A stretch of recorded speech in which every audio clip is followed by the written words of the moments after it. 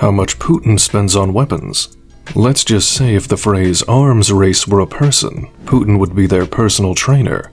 It turns out that Putin's love for weapons is so great, he makes the Terminator look like a pacifist. From tanks to missiles to submarines, Putin has a seemingly insatiable appetite for all things military. So let's dive into the numbers and see just how much he's been shelling out for his beloved arsenal. But be warned, you might need a stiff drink afterwards to calm your nerves. Before we get started, remember to smash that subscribe button and turn on the post notifications bell to be the first to get great content from The Billionaire's Blueprint. With that done, let's get started. And don't touch that dial, because we have some fascinating details about Putin's personal security. Well, let's just say that Putin probably doesn't need to worry about investing in a world's best boss mug anytime soon. I mean, when you've got enemies like a Bond villain, it's hard to feel completely secure in your job. However, ever since Russia began its invasion of Ukraine, the Russian president has become one of the most wanted people on Earth. So protecting Putin is no easy task. This difficult task has been delegated to the Federal Protective Services, known as the FPS. As you might have guessed, this agency has deep roots in the KGB. So as a former KGB agent, getting close to Putin will never be easy. His personal protection detail is highly trained and even better equipped. Since the agency was established, they've taken control of many other government agencies, which has resulted in a significant increase in power. They're also notorious for allocating funds to the Russian budget however they see fit. As one might easily anticipate, the FPS is not overly open to letting the public know its budget and spending. However, some sources assert that the FPS has a budget of several billion rubles yearly and employs around 50,000 people. But that's not the only unit responsible for ensuring Putin's safety.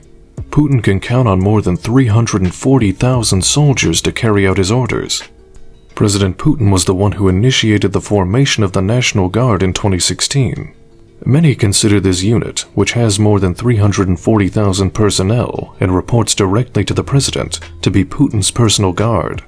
According to estimations, the maintenance of Putin's private army cost the Russian taxpayers over 200 billion rubles, equivalent to nearly $2.7 billion. However, even if you successfully evade these 340,000 soldiers, this is only the first line of defense. To get a word in with Putin himself, you'll need to get through the SBP first. That's the President's Security Service. This elite agency is made up of 4 special units, totaling around 2,500 highly trained individuals, who are willing to lay down their lives for the safety of the Russian president. Unit 1 is in charge of personal bodyguard duty, with 2 teams dedicated solely to protecting Putin. And let's just say, these bodyguards are no ordinary bodyguards. They're like the superheroes of personal protection. They've been carefully selected and trained to be the best of the best, and their mission is to stop any threat to Putin, no matter what it takes. In fact, they're authorized to use lethal force if necessary. So let's just say, this isn't a job for just anyone.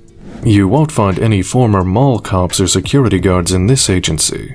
And forget about hiring ex-cops. They're too used to just arresting people, not taking them out permanently. These guys are the real deal, and they're not messing around when it comes to Putin's safety.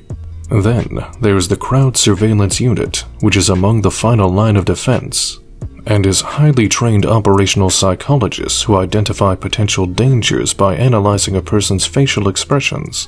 In addition to this, they are trained to have an exceptionally high level of stamina and should be able to resist extremes of temperature. Showing signs of weakness, such as shaking or sweating, would be unacceptable. And if there's one thing that the Russian dictator despises more than Ukraine, it's being weak. In addition, these bodyguards, also known as the Musketeers, which must be between the ages of 19 and 35 and have a height ranging from 5 foot 7 inches to 6 foot 2 inches. In contrast to police officers, they must be visually strong and muscular while keeping their weight within a range of 75 to 90 kilograms at all times. Also, to become one of Putin's most trusted guards, you need to be fluent in at least 5 foreign languages and have in-depth knowledge of politics. Then, you need to be aware of Putin's friends. The Musketeers are more than just stylish accessories for the president. They're walking tanks. Those sleek black leather briefcases they carry, they're actually high-tech bulletproof shields capable of taking on almost any caliber. And while these soldiers are highly trained in defense, their offense is just as impressive.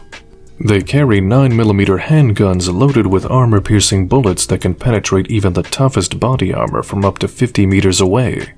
So if you're thinking about taking a shot at Putin, think again. You'll end up looking like a slice of Swiss cheese. And if that's not enough, these musketeers also carry Kevlar umbrellas that can deflect projectiles. Just don't expect them to use them for anything as mundane as staying dry in the rain. Good luck getting anywhere near the president of Russia if you're planning an attack. You'll have to get past the covert unit first. These guys are so stealthy, they're practically invisible.